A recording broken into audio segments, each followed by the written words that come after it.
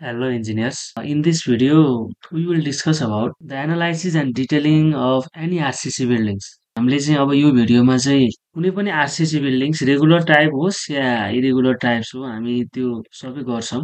त्यसको चाहिँ एनालाइसिस कसरी गर्ने र त्यसको डिटेलिङ कसरी गर्ने भनेर चाहिँ हामी के गर्छौँ त डिस्कस गर्छौँ। अनि यो चाहिँ एउटा प्लेलिस्टै अपलोड हुन्छ किनभने मैले यसलाई चाहिँ पार्ट पार्टमा बनाउँछु किनभने एउटै भिडियोमा एउटै एनालाइसिस सम्भव हुँदैन।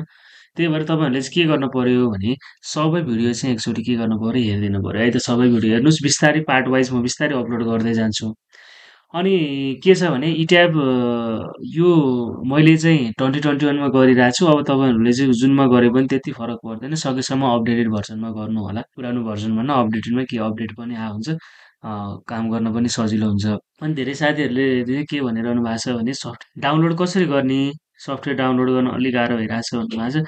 अब त्यो चाहिँ पर्सनली मेसेज पनि आइरहेको थियो अब त्यो के छ भने तपाईँहरूले चाहिँ भिडियो एकचोटि भिडियो हेर्दै गर्दा बुझ्नु भएन भने एकचोटि भिडियोको कमेन्ट बक्समा गएर कमेन्ट गरिदिनु होला है त लार्ज मासले चाहिँ कमेन्ट गरिदिनु भयो भने म त्यो सफ्टवेयर कसरी इन्स्टल गर्ने भनेर नि म सिकाउने भिडियो हाल्ने प्रयास गर्नेछु है।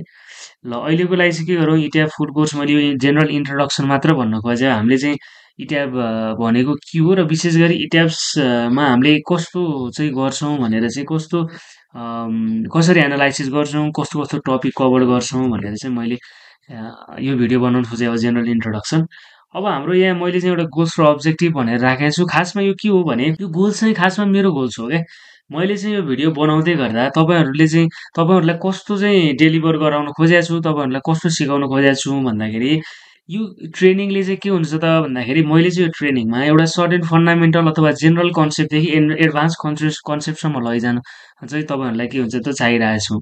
र के हुन्छ त भन्दाखेरि जसले गर्दाखेरि चाहिँ के हुन्छ त भन्दाखेरि तपाईँहरूलाई चाहिँ यदि तपाईँ फिल्डमा काम गर्नु भएको छैन भने चाहिँ के हुन्छ त एउटा प्र्याक्टिकल अन्डरस्ट्यान्डिङ पनि तपाईँहरूलाई होस् किनभने अफिसमा काम गर्दै गर्दा के हुन्छ भने हामीले गर्नलाई चाहिँ के हुन्छ फिल्डको नलेज पनि चाहिन्छ।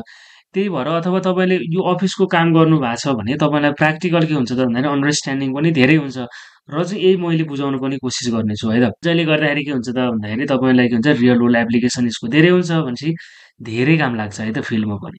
अब यसको मेन अब्जेक्टिभ भनेर मैले यहाँ एउटा सर्टेन तपाईँहरूलाई चाहिँ जेनरल अब्जेक्टिभ मात्रै दिन खोजेँ हो के हो भने provide industry relevant knowledge that can be apply to professional projects भनेको छ। र अर्को के भन्न खोजेको छ भन्दाखेरि prepare learners for real world structure design challenges भनेको छ। अब design challenges in their careers भनेर मैले के भन्न खोजेको हो भने तपाईँहरूलाई चाहिँ मैले यो कोर्सबाट चाहिँ एउटा सर्टेन अब बिल्डिङ पनि लो राइज छ कि हाई राइज छ कि होइन अब हाई राइज बिल्डिङ छ भने त्यसको एनालाइसिस अलि फरक पर्छ हाम्रो डिजाइन कोडमा पनि फरक पर्छ होइन हाम्रो एनबिसी कोडबाट गर्ने आइएस कोडबाट गर्ने भन्ने हुन्छ। अब आइएस कोडबाट पनि गरे त बिल्डिङ पास हुन्छ तर काठमाडौँमा चाहिँ फेरि आइएसबाट गरे पास हुँदैन किन पास हुँदैन भन्ने कुरो पनि म तपाईँहरूलाई भन्छु। जस्तै के छ भन्दाखेरि सोइल टाइपहरूमा धेरै फरक पर्छ कुनै पनि बिल्डिङको एनालाइसिस गर्दै गर्दाखेरि सोइलले चाहिँ धेरै फरक पार्छ तपाईँहरूको सोइल टाइप कस्तो छ। अब तपाईँहरूको चाहिँ के छ त भन्दाखेरि नेसनल बिल्डिङ कोडले चाहिँ के गरेको छ त भन्दाखेरि काठमाडौँको सोइल टाइपलाई चाहिँ छुट्टै एउटा डिभिजनमा राखेको छ कि उनीहरूले काठमाडौँ भनेको छ टोखा भनेको छ भक्तपुर ललितपुर होइन यसरी चाहिँ ठाउँ छुट्याइदिएछ अब तिनीहरूको लागि चाहिँ के हुन्छ त त्यो तरिका फरक हुन्छ त्यो म तपाईँहरूलाई भनिहाल्छु है त। अब त्यही भएर चाहिँ हामीले सर्टेन एउटा गोल्स र अब्जेक्टिभ मैले किन छुट्याएँ भन्दाखेरि ती कुराहरूलाई चाहिँ समावेश गराउनु पर्यो क्या। अब मैले यहाँ के गरेको छु भन्दाखेरि टपिक्स कभर्ड भनेको छ।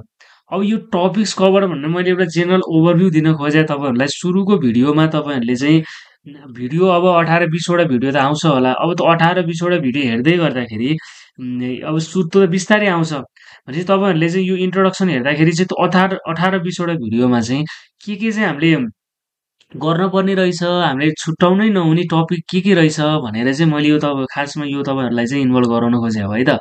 जस्तै अब तपाईँहरूले भिडियो हेर्दै जानुभयो त हेर्दै जानुभयो के भइरहेछ भन्ने कुरा त हामीले बुझ्नु पर्यो। जस्तै मैले सुरुमा डिफाइन द मटेरियल्स भनेको छु यो मैले यहाँ जे कुराहरू लेखाएको छु यो खासमा एउटा डिजाइन प्याटर्न पनि हो क्या त्यो त हामीले भिडियो पार्ट वाइज गर्दै गर्दा त बुझिहाल्छौँ। तर त्यो प्याटर्न भनेको कस्तो हो भने हामीले सुरुमा मटेरियल्स डिफाइन गर्नुपर्ने हुन्छ। हामीले जस्तै स्टिल बिल्डिङ बनाउँदैछौँ भने स्टिलको सर्टेन मटेरियल्सहरू डिफाइन गर्नु पर्यो आरसिसी बनाउँदैछौँ भने आरसिसीको मटेरियल्स भनेको के होला त भन्दाखेरि सिमेन्टहरू होला होइन अब डन्डीहरूको कुरा आउँछ होइन, माइल्ड स्टिल बार होला अथवा हाई एचओएसटी बार होला। ती कुराहरू चाहिँ हामीले डिफाइन गर्नुपर्ने हुन्छ। डिफाइन गरिसकेपछि हाम्रो कोलम, बिम सेक्सन, स्ल्याब सेक्सनहरू कुरा आउला, त्यो कस्तो युज गर्ने होला। अब ती सेक्सनहरूमा कस्ता कस्ता लोड आउँछन्, हाम्रो फ्लोरमा कस्तो लोड आउला, ब्याल्कनीमा कस्तो लोड आउला, हामीले घरको छतमा चाहिँ के राख्छौँ त भन्दाखेरि वाटर ट्याङ्क राख्छौँ, त्यो वाटर ट्याङ्कले कस्तो लोड दिएला, होइन। अनि हामीले के गर्छौँ त भन्दाखेरि अब यो मास सोर्स भनेको छ, यो मास सोर्स भनेको चाहिँ अब यो मास सोर्स छ, इसेन्ट्रिसिटी छ, होइन। मैले यता ड्रिफ्टको कुरा गर्छु। यी कुराहरू चाहिँ तपाईँहरूले चाहिँ के छ त भन्दाखेरि स्ट्रक्चरल डायनामिक्स अथवा अर्थक्वेकहरू पढ्नु भएको छ भने तपाईँलाई धेरै सजिलो हुन्छ टर्म बुझ्न चाहिँ, है त। मैले अहिले जेनरल मास सोर्स मात्र भन्दै यो भनेको के हो भन्ने चाहिँ म तपाईँहरूलाई भिडियोमा पछाडि बनाउँदै गएपछि डिटेलमा भनिदिन्छु है। हाम्रो यो भिडियो चाहिँ तपाईँहरूले के बुझ्न पर्यो भने भिडियो चाहिँ छोटो 2 मिनेट 3 मिनेटको मास सोर्स डिफाइन गर्ने 2 मिनेट नै लाग्दैन भनेर म 2 मिनेट 3 मिनेटको भिडियो चाहिँ बनाएर चाहिँ छोड्दिनँ। मेरो एम के हो त भन्दाखेरि मैले त्यहाँ गोल्समा एउटा पोइन्टहरू अब सबै समावेश गराउन त सकिँदैन। मेरो मेन एम भनेको चाहिँ तपाईँहरूले चाहिँ बुझ्नु पर्यो क्या, हामीले मास सोर्स किन गरिरहेछौँ त, होइन। हामीले लोड प्याटर्न लोड हाल्दै जाँदाखेरि लाइभ लोडको यति पर्सेन्ट हामीले यहाँ हाल्छौँ भन्ने कुरो कुरा गर्छौँ, त्यो किन गरिरहेछौँ भन्ने कुरो बुझ्नुपर्छ क्या। किनभने इट्याप भनेको चाहिँ हामीले अटोक्याड गरे जस्तो के हुन्छ त भन्दाखेरि एउटा स्किल्स भन्दा पनि अटोक्याडलाई एउटा स्किल चाहिन्छ क्या, तपाईँले म्याक्सिमम् प्र्याक्टिस गर्नुपर्छ। तर इट्याप भनेको चाहिँ जेनेरल तपाईँले फाइनल इयर प्रोजेक्ट गरिरहनु भएको छ भने इट्याप गर्न केही पनि गाह्रो छैन। एक हप्ताको भिडियो, एक हप्ता सर भिडियो हेरेर गरिदिएदेखि त्यो सकिहाल्छ क्या। तर हामीले के बुझ्नु पर्यो भने हामीले मास सोर्स त डिफाइन गर्छौँ, यस्तो रहेछ, यहाँ टिक गरौँ, यहाँ अनटिक गर्छौँ, यहाँ 0.6 राखिदिउँ, यहाँ 0.3ले मल्टिप्लिकेसन गरिदिउँ, होइन, फ्याक्टर यति राखिदिउँ भनेर चाहिँ हामीले त्यो राख्यौँ भने ठिक छ, त्यो राखे त ठिक छ, तर किन राखेँ, होइन, यतिको ठाउँमा यो किन भएन भन्ने कुरा हामीले बुझ्नुपर्छ। त्यही भएर मैले चाहिँ त्यो कुरा सबै समावेश गराउन ट्राई गर्छु। तपाईँहरूलाई के हो भने तपाईँहरूले फिल्डमा जाँदै हुनुहुन्छ अथवा तपाईँ कुनै पनि अफिसमा काम गर्दै हुनुहुन्छ भने तपाईँहरूले त्यो कुरा बुझ्न जरुरी छ क्या।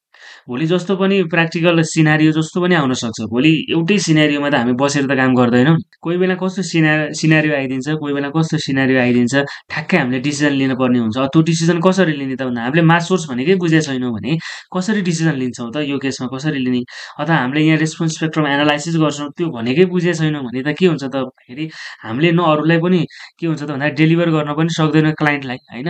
क्लाइन्टलाई डेलिभर गर्न पनि सक्दैन र आफूले पनि बुझेको छैन भने के हुन्छ त भन्दाखेरि डिजाइन एनालाइसिस के हुन्छ राम्रो हुँदैन, है त।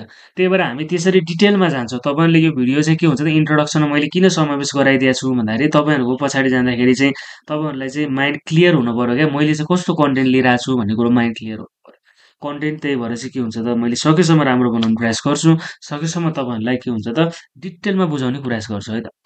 त्यो पछि हाम्रो के छ त भन्दाखेरि सर्टेन लोड डिफाइन गरिसकेपछि हामीले त्यसको कम्बिनेसन बनाउनु पर्ने हुन्छ क्या, होइन।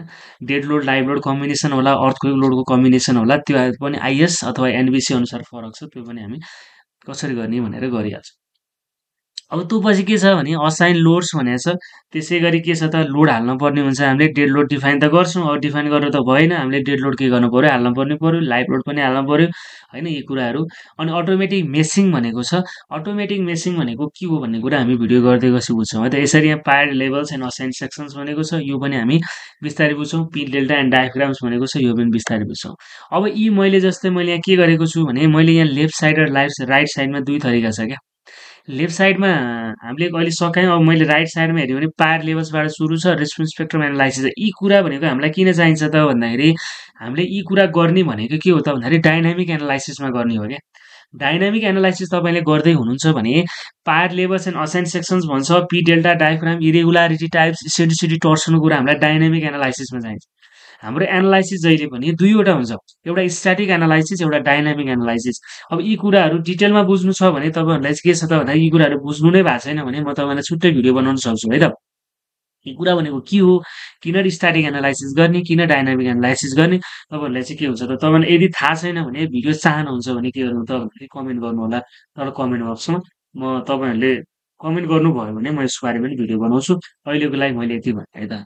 अब इरेगुलारिटी टाइप्स भनेको चाहिँ इसेन्ट्रिसिटी एन्ड टोर्सन। मैले अहिले पनि भने यो फाउन्डेसनमा विशेष काम लाग्छ। हाम्रो फाउन्डेसनको डिजाइन कस्तो हुन्छ भन्ने कुरा यसमा धेरै फरक भर पर्छ।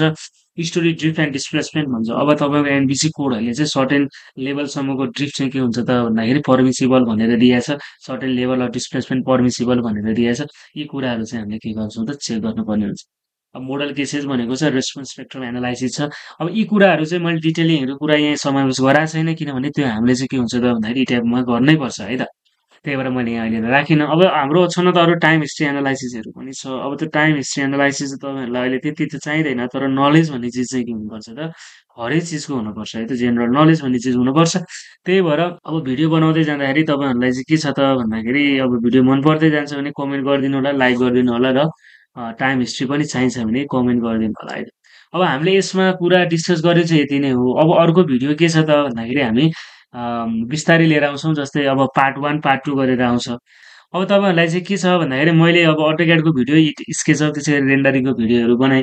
तर त्यसमा चाहिँ मैले अब इमेल आइडी चाहिँ मैले तपाईँहरूलाई दिएको थिइनँ होला, अथवा मैले छन त मैले यो मेरो च्यानलको डिस्क्रिप्सनमा राख्दा राखिदिएको छु, तपाईँले याद गर्नु भएको छैन। तपाईँहरूलाई चाहिँ मैले त्यहाँ अब अटोक्याडको फाइलहरू होइन, ती कुराहरू चाहियो भने तपाईँले चाहिँ यो आचार्य नवीन 006@gmail.com मा चाहिँ मेल गर्नुभयो भने म पठाइदिन्छु। तर तपाईँहरूले के गर्नु पर्यो भने, कुनै पनि भिडियो हेरिरहनु भएको छ र तपाईँलाई जस्तो अटोक्याडको भिडियो हेरिरहनु भएको छ र त्यसको के हुन्छ त फाइल चाहियो भने, त्यो भिडियोको लिङ्क चाहिँ तपाईँले माथि मेल गर्दा हालिदिनु भयो भने मलाई के हुन्छ भने, तपाईँ युट्युबबाट आउनु भएको रहेछ भन्ने कुरो चाहिँ के हुन्छ मलाई थाहा हुन्छ। त्यही भएर चाहिँ मैले त्यसरी चाहिँ हालिदिन्छु है त, किनभने तपाईँ मेरो युट्युब अडियन्स हो भनेर त थाहा हुनु पर्यो नि मलाई होइन।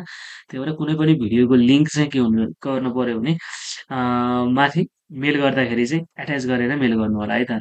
This much for this video. Thank you for watching.